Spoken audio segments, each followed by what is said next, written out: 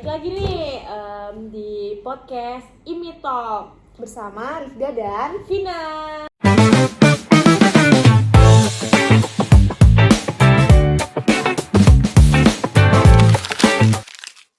Jadi di episode kali ini kita bakal kedatangan bintang tamu dari Selandia Baru. Nah, selain bintang tamu itu juga ada petugas imigrasinya sama Betul. orang yang pernah didetensi di negara Selandia Baru. Betul. Kita panggil kan nih? Langsung aja sih. Langsung aja ya. Iya nggak sih? Orang-orangnya bisa langsung Masuk.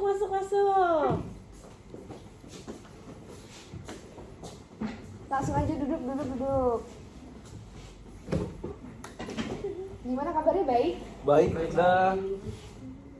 Bisa langsung kenalin diri masing-masing kali ya biar bisa juga tahu. Oh, sebelumnya kita kenalan dulu ya nih ya. Iya. Lanjut. Halo, perkenalkan semuanya, nama saya Rana Sani. Saya Cindy, saya adalah warga Indonesia yang pernah tinggal di Selandia Baru atau New Zealand. Saya pernah mengalami prosedur pendetensian di negara tersebut karena pelanggaran tugas imigrasi. Saya Wahyu Ramadan Sandi, saya sebagai ahli hukum dari imigrasi. Nah, seperti yang kita tahu nih, setiap negara kan pasti punya aturan sendiri. Selandia Baru sendiri punya Immigration Act 2009. Di sana ada ketentuan tentang penahanan awal tanpa waran. Indonesia punya UU nomor 6 tahun 2011 tentang keimigrasian. Nah, jadi bisa nggak nih dijelaskan langkah pertama saat seseorang ditolak masuk? Nah, jadi prosedur detensi di Selandia Baru, petugas imigrasi dapat menahan orang asing yang ditolak masuk. Penahanan awal tanpa waran diperbolehkan untuk periode singkat. Untuk detensi lebih dari 48 jam, petugas harus mengajukan warrant of commitment ke pengadilan. Waran itu memberi dasar hukum untuk menahan lebih lama. Bisa kita simak ya barusan penjelasan dari Wahyu sendiri. Udah cukup jelas sih ya. Yes, iya. Kalau misalkan di sini aku mau nanya nih ke Bapak petugasnya Pak ya. Iya. Gimana sih mekanisme permohonan warrant tersebut itu? Nah, jadi itu petugas itu mengajukan permohonan ke district court. Nah, kemudian hakim menilai kebutuhan penahanan. Jika hakimnya setuju, maka dia akan mengeluarkan waran itu. Nah, waran biasanya memberi otorisasi detensi hingga 7 hari atau sesuai putusan hakim. Nah, selama itu ada hak untuk mengajukan judicial review. Banyak ya yang kita tahu karena kan udah beda banget nih imigrasi di Indonesia sama di Selandia Baru. Nah, langsung aja nih mau tanya ke yang perempuan sendiri nih. Menurut kamu nih di sana siapa aja sih yang bisa didetensi di Selandia Baru itu? Bisa dijelasin nggak kategori orang yang sering ditahan di sana? Orang-orang yang ditahan di negara Selandia Baru itu biasanya orang-orang yang mengalami permasalahan terkait izin tinggalnya, penyalahgunaan visa atau lewat dari batas masa izin tinggalnya. Bisa juga orang-orang atau pencari suaka yang masih menunggu terkait status suakanya tersebut. Oh iya, setauku juga anak-anak ditangani dengan pembatasan yang ketat ya. Iya, Kayak penahanannya tuh anak-anak di dan sana berbeda aja. ya untuk anak usia di bawah 18 tahun. Gitu. Cukup jelas ya yang udah dijelasin sama Cindy barusan. Nah, ada lagi nggak nih yang mau ditanyain? Ada, masih banyak banget karena kita kan bakal lebih jauh menimba ilmu tentang Selandia Baru nih. Betul sekali. Nah, di sini aku nanya nih, bagaimana sih proses di tempat penahanannya? Apakah ada hak-hak tertentu yang dimiliki oleh detainee sendiri? Nah, jadi pada saat ditahan, petugas itu beri informasi alasan penahanannya. Wajib dong, masa kita mau nahan orangnya nggak tahu nih. Aduh. Kemudian Harus dapat tahu dong. detainee juga dapat menghubungi pengacaranya, karena setiap orang yang mau ditahan itu dapat hak untuk menghubungi pengacaranya. Jadi pengacaranya mungkin bisa bela dia gitu. Bisa dampingin lah ya. Iya. Kemudian ada pemeriksaan kesehatan di awal nih. Jadi kita bisa ngecek nih orang ada penyakit apa supaya detainee yang di dalam itu juga nggak kena penyakit. Oh, iya. Kemudian juga detainee dapat mengajukan pembebasan bersyarat atau gantinya jaminan. Nah, kemudian jika perpanjangan diperlukan, pengadilan harus mengizinkan nih. Nah, baru kemudian prosedur ini tertuang dalam operasional manual INZ. Oh gitu. Berarti emang harus ada pengacaranya ya biar bisa ngebantu ya. Tadi kan udah dijelasin nih prosedur kalau di Selandia Baru. Nah, bisa dijelasin nggak nih Wahyu prosedur detensi di Indonesia? Oke, jadi kalau di Indonesia tindakan terhadap orang asing dimulai dengan pemeriksaan oleh petugas imigrasi. Jika ditemukan pelanggaran administratif seperti overstay, petugas dapat menempatkan di ruang detensi imigrasi. Ruang detensi ada di kantor imigrasi.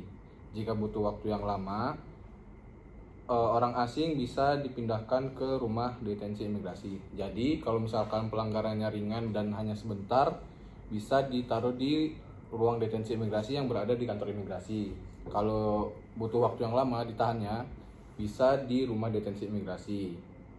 Gitu. Nah, kira-kira nih kalau kayak gitu berapa lama sih seseorang itu bisa ditempatkan di ruang detensi imigrasi? Secara umum, detensi administratif di ruang detensi hanya sampai 30 hari. Jika deportasi belum bisa dilaksanakan, deteni dapat ditempatkan di rumah detensi. Undang-undang juga menyatakan detensi berlangsung sampai deteni dideportasi.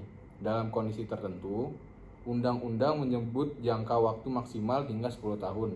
Jika pemulangan tidak bisa segera dilaksanakan, itu klausul yang jarang dipakai namun ada dalam aturan. Nah, kalau aku boleh kepo nih, kalau di Selandia Baru tuh siapa aja sih yang didetensi? Nah, sedangkan minta juga penjelasannya tentang dari sisi operasional, siapa yang sering masuk ruang detensi? Nah, itu biasanya yang sering masuk ruang detensi itu pertama itu overstay berat, misalnya kayak dia udah nggak cuma sehari 2 hari nih, udah kayak sampai 3 bulan, 2 bulan. Nah, itu masuk Lama ya. ruang detensi itu. Kemudian yang masuk atau keluar tanpa pemeriksaan imigrasi. Jadi dia pakai jalur tikus, kalau kita bilangnya jalur tikus. Kemudian Itu ilegal ya. Kemudian yang pemilih dokumen palsu, entah paspornya palsu, entah izin tinggal yang palsu atau apa KTP-nya palsu gitu. Pokoknya ada dokumen yang nggak asli lah ya. Kemudian ada orang yang terlibat tindak pidana yang terkait keimigrasian gitu. Kemudian mencari suaka dan pengungsi kadang juga berakhir di ruang detensi karena status administratif yang belum jelas. Nah, kemudian ini berbeda dengan negara yang punya sistem presisi untuk pengungsi. Bisa nggak nih dijelasin nih perbandingan jangka waktu dan alasan hukumnya secara singkat lah dari sisi Selandia Baru sama dari sisi Indonesia. Nah, jadi kalau Selandia Baru, yang pertama penahanan awal tanpa warrant sampai 48 jam. Terus yang kedua, untuk lebih dari 48 jam wajib diajukan warrant of commitment. Terus yang ketiga, warrant biasanya otorisasi hingga 7 hari atau sesuai putusan hakim. Itu yang Selandia Baru. Nah, terus Kalau yang Indonesia gimana? kalau yang Indonesia, yang pertama penempatan di ruang detensi sampai 30 hari untuk tindakan administratif. Yang kedua, jika deportasi tertunda, dipindahkan ke rumah detensi. Lalu yang ketiga, undang-undang menyatakan detensi dilakukan sampai deportasi. Jika pemulangan tidak dapat dilaksanakan, ada klausul hingga 10 tahun. Jelas cukup lama banget ya. Iya, Iya. beda banget di Indonesia sama di Selandia Baru. Kayak tiap negara tuh emang punya kebijakannya masing-masing. Iya, karena kan masing-masing juga ada perbedaannya. Iya, Dari segi peraturannya, dari segi betul banget Vina. pelanggarannya juga kan beda-beda kan, beragam banget sih emang. Selanjutnya aku pengen nanya nih, pengen penasaran banget nih soalnya, karena kayak pengen tahu gitu loh, pelanggaran apa sih yang biasanya menyebabkan seseorang tuh didetensi? Nah, kita bahas yang Selandia Baru dulu ya. Pertama tuh orang yang nggak punya visa, artinya visanya ditolak. Jadi dia ada di Selandia Baru tapi visanya nggak ada gitu, nggak valid. Berarti Itu dia nggak pakai izin tinggal Iya, gitu ya? mungkin kita nggak tahu ya gimana dia cara masuknya. Nah, kemudian yang kedua itu ada catatan kriminal yang membuat orang tidak layak masuk gitu. Jadi dia kriminal gitu, mau maksa masuk Selandia Baru. Nah, itu kita masukin ruang detensi nih buat kita tanya-tanyain. Karena kan ngeri ya. Kemudian ada dugaan ancaman terhadap keamanan. Misalnya dia kayak mantan teroris nih, mau masuk Selandia Baru terus kedeteksi sama kita, itu kita masukin ruang detensi juga. Kemudian juga ada orang yang kayak menolak identifikasi, itu juga kita masuk ke ruang detensi. Kemudian kita bahas yang Indonesia nih. Kalau Indonesia biasanya yang overstay. Itu udah sering banget ya, Udah emang fix, masalah yang itu banyak biasa banget permasalahan sih, iya, biasa. kasusnya banyak banget. Kemudian ada dokumen palsu, kemudian entah masukin paspornya, entah masukin identitasnya dan segala macam. Kemudian yang masuk atau keluar tanpa pemeriksaan itu tadi yang kita bahas tadi, kayak masuk lewat jalur tikus, tadi masukin Ilegal orang, ya? ya. Ilegal. Kemudian ada pelanggaran pidana terkait keimigrasian gitu. Nah, kalau untuk Mas Indi nih, kasus pengungsi dan pencari suaka tuh di sana gimana sih Pak? Gimana coba bisa di-sharing pengalamannya selama di detensi di sana? Ya untuk pengungsi dan pencari suaka sendiri itu diamankannya bukan seperti di Indonesia ya, di rumah detensi imigrasi biasa yang sudah ditangani oleh imigrasi langsung. Beda banget Tapi di sana bekerjasama oleh Departemen Koreksional atau sistem pemenjaraan. Jadi itu juga yang dikritik oleh dunia internasional, kenapa deteni yang secara prinsip itu hanya melanggar proses administrasi, tapi disamaratakan dengan pelanggar pidana gitu. Nah, tetapi di sana juga disediakan banyak lembaga swadaya masyarakat ya. Jadi dalam prosesnya deteni-deteni ini yang melakukan pelanggaran atau sedang menjalani proses hukum di New Zealand itu diberikan pendampingan dari lembaga swadaya masyarakat itu terkait pendampingan hukum. Berarti dia benar-benar ditampung di suatu tempat. Iya. Selain itu juga biasanya di sana tidak menampung terlalu lama juga sih, karena mereka melaksanakan detensi itu secara singkat dan sistem pemenjaraan ini juga dilakukan dalam jangka waktu yang pendek. Untuk fasilitas-fasilitas lain seperti pendeteksian yang untuk permasalahan yang tidak terlalu serius atau ringan itu biasanya ada fasilitas seperti ditempatkan di suatu tempat, bisa itu hotel atau penginapan dan sebagainya, itu untuk kasus yang ringan dan mungkin tidak terlalu memberatkan dan tidak terlalu berbahaya bagi negaranya. Biasanya nih singkatnya tuh dalam kurun waktu berapa lama? Pendetensian untuk di penjara sendiri paling 1 atau 2 tahun itu, tapi bisa lebih singkat lagi, hanya hitungan minggu mungkin. Tapi untuk yang dalam jangka waktu pendek diamankannya ya nggak terlalu lama lah untuk kasus-kasus ringan. Berbeda dengan Indonesia kan ada ruang detensi di sektor imigrasinya sendiri, terus ada yang tadi disampaikan yang ada rumah detensi imigrasinya. Kalau di sana mereka tidak terlalu mempedulikan atau mengurusi hal-hal tersebut karena sebisa mungkin deteni-deteni itu ditolak masuk. Jadi jika sudah terlanjur masuk dan itu membahayakan keamanan atau terlanjur melanggar aturan-aturan keimigrasian, itu baru ditangani secara kelembagaan yang bersama dengan sistem pemenjaraan tadi. Karena kita tahu sendiri sepertinya untuk di negara-negara maju seperti New Zealand itu bordernya atau pembatasan dia terhadap warga negara asing yang akan melanggar terkait hukum keimigrasian itu lebih tinggi daripada mungkin di negara saya Indonesia sendiri. Jadi bisa ditarik perbandingan nih, di Selandia Baru itu cenderung punya prosedur yang terpisah untuk poin perlindungannya ya. Ya. Dan di Indonesia sendiri tuh nggak punya nih mekanisme legislasi pengungsi yang komprehensif. Ya.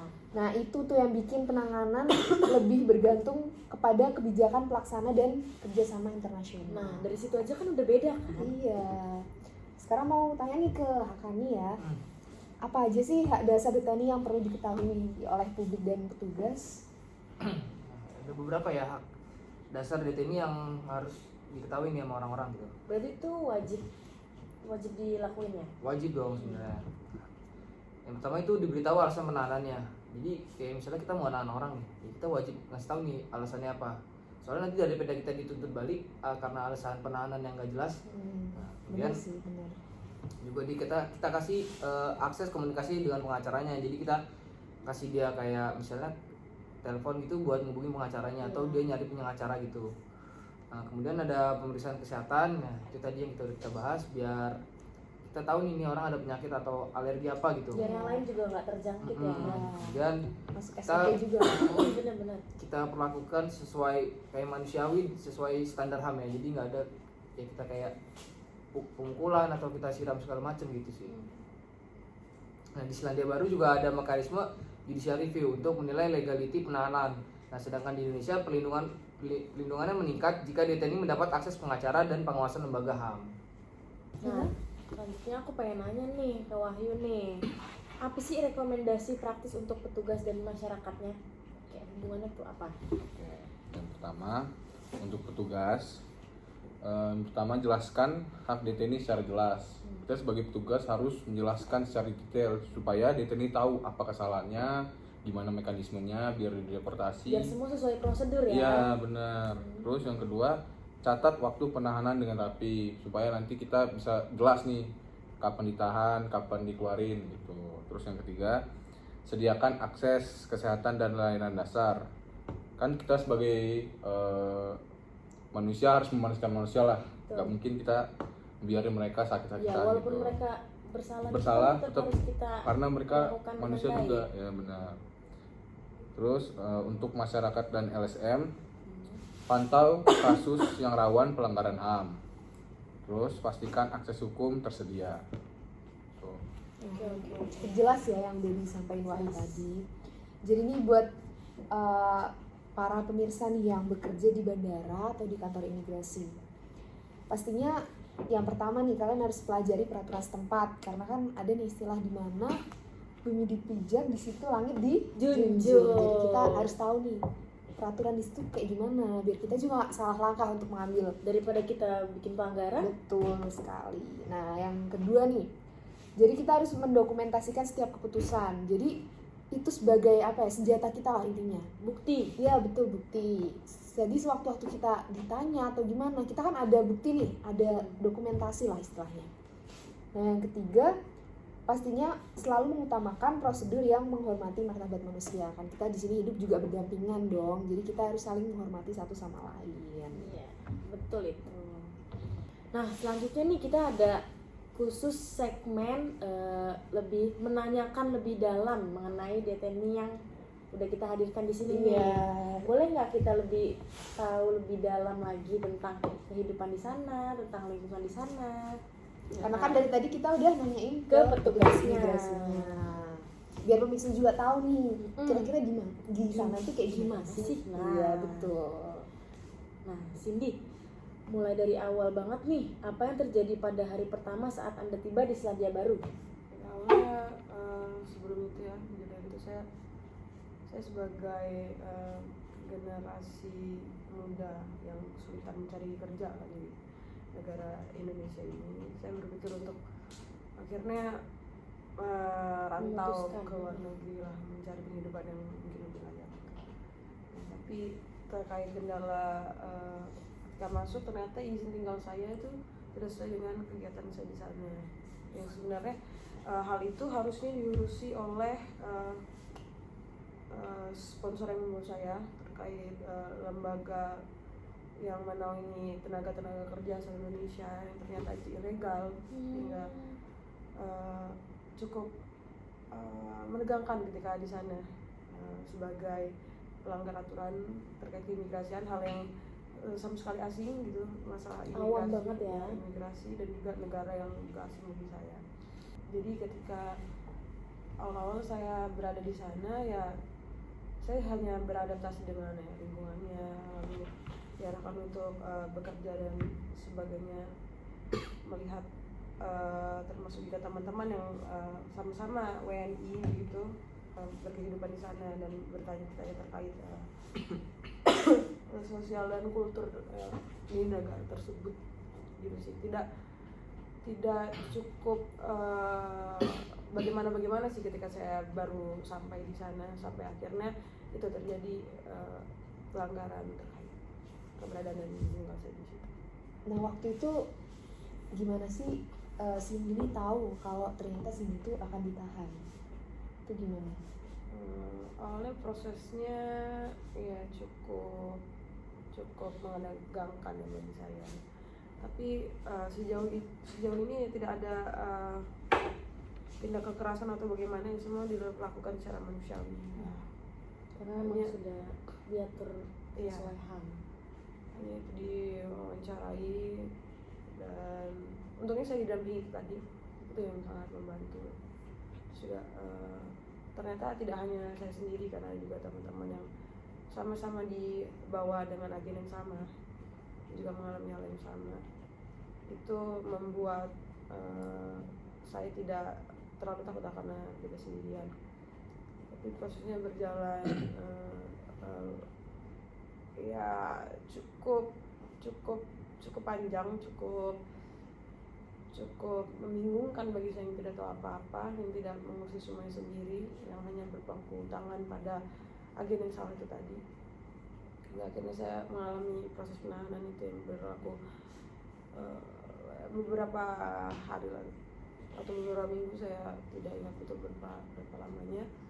Tapi itu tadi karena memang untuk penahanan sendiri disatukan oleh Departemen Korreksional di negara tersebut. Jadi cukup ya membingungkan dan kaget saja ketika berada di tempat penahanan itu ya, yang bersama-sama oleh tempat penahanan bagi pelanggar pidana atau narapidana gitu. Nah, tapi sebenarnya kalau dilihat dari dalam sendiri sebenarnya ada pemisahan itu antara para detainee atau pelanggar terkait administrasi keimigrasian di wilayah atau negara tersebut sama orang-orang yang memang melakukan pelanggaran pidana. Nah, kalau boleh tahu nih apa aja sih yang dilakukan petugas di ruang pemeriksaan itu? Pemeriksaan tentunya pemeriksaan dokumen ya, keabsahan dokumen, terus kayak kegiatan-kegiatan saya apa saja, lalu juga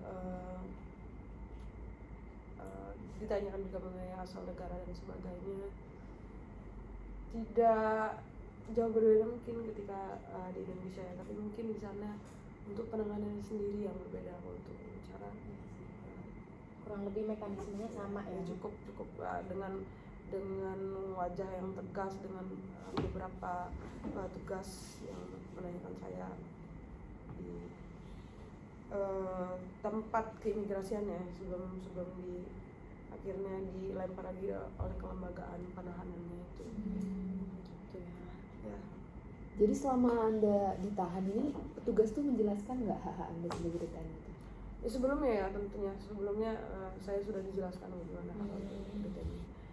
Ketika penahanan berlangsung ya sudah selayaknya tahanan menjalani proses penahanan dengan mungkin masih berjalannya pemeriksaan terkait pelanggaran yang saya rasakan juga kan, terkait agen-agen yang menyalahgunakan dan membawa kami secara ilegal itu katanya juga terus berlangsung, karena hal itu juga dijelaskan kepada kami ketika dihadirkan atau didatangi oleh lembaga swadaya masyarakat atau LSM atau non government organization itu yang membantu kami di sana.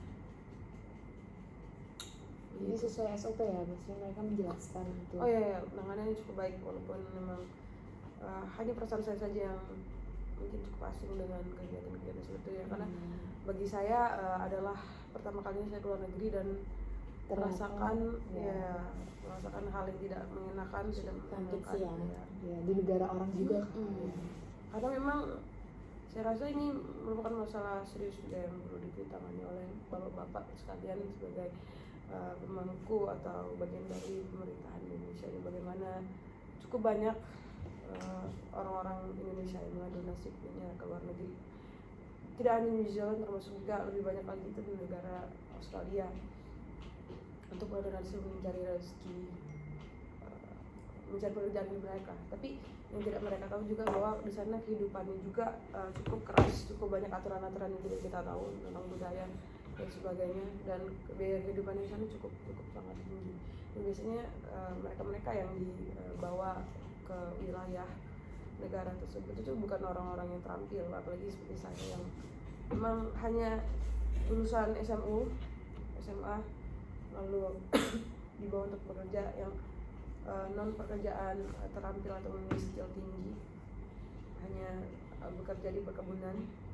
Mungkin itulah orang-orang yang rentan, dan untungnya di sana tidak